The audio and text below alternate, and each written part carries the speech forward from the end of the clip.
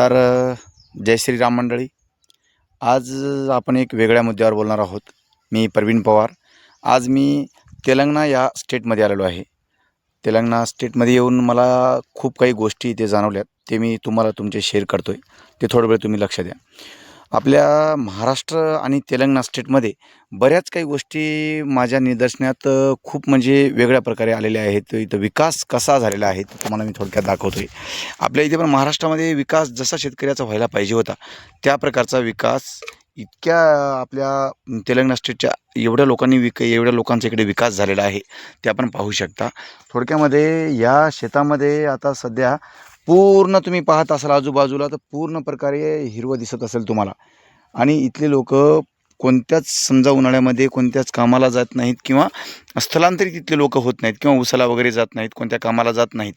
जेणेकरून इथल्या स्थानिक जे सरकार आहे त्या सरकारने इथल्या ज्या सोयीसुविधा दिलेल्या आहेत.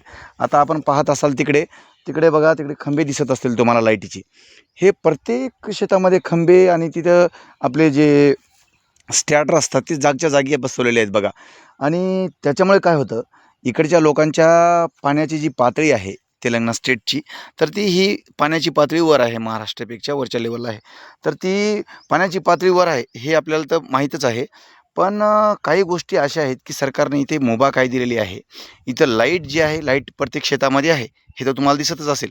आणि एक चांगली बाब आहे यामध्ये की प्रत्येक शेतकरी हा इथे वर्षाला 20 ते 30 लाखाच्या दरम्यान या शेतकऱ्यांचं उत्पन्न आहे. यांना एका एकरमध्ये मका 30 ते 40 क्विंटल मका होतो. एका एकरमध्ये 30 ते 40 क्विंटल मका होतो. आणि त्या मक्याचा भाव साधारणतः 2000 असेल.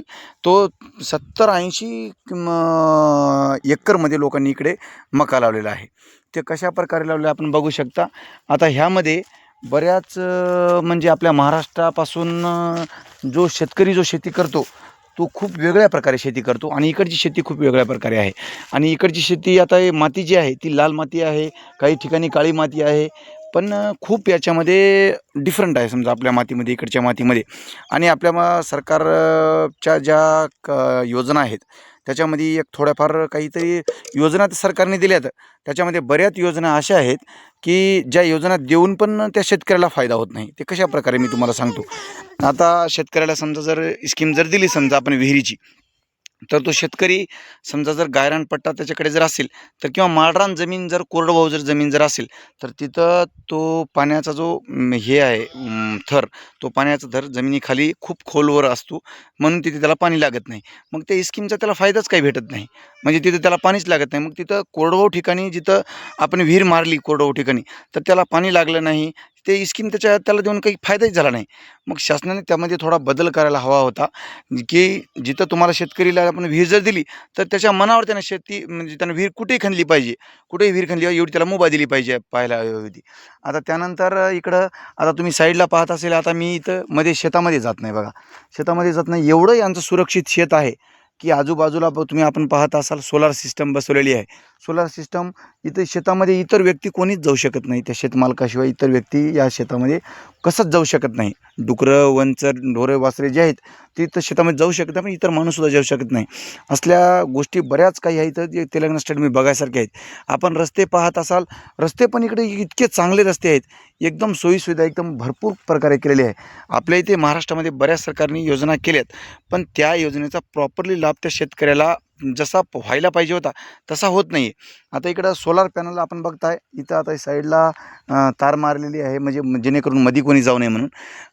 आपल्या इकडे सोलार जे देत आहेत लोक, आता सोलार आपल्या इकडे आपण लागू केली. आता पहिल्यासारखी डेपो आपल्याला मिळत नाही समजा लाईटीचे.